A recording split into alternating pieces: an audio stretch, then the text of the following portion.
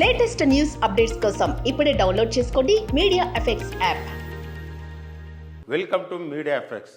తాజాగా పశ్చిమ బెంగాల్లోని 14 లోకసభ స్థానాలకు సీఎం మమతా బెనర్జీ సారథ్యంలో తృణమూల్ కాంగ్రెస్ పార్టీ తమ అభ్యర్థులను ప్రకటించింది. ఇందులో ఒకప్పటి టాలీవుడ్ హీరోయిన్ అర్చనా బెనర్జీ పేరు కూడా ఉంది. హుంగ్లీ లోకసభ స్థానం నుంచి ఆమె బరిలోకి దిగనుంది. బెంగాల్కు చెందిన రచన బెనర్జీ టాలీవుడ్ ప్రేక్షకులకు బాగా సుపరిచితం.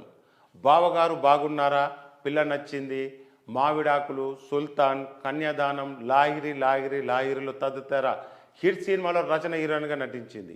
అలాగే బెంగాలీ, తమిళ్, కన్నడం భాషలో సినిమాలు చేసి అక్కడ ప్రేక్షకులు మెప్పు పొందింది.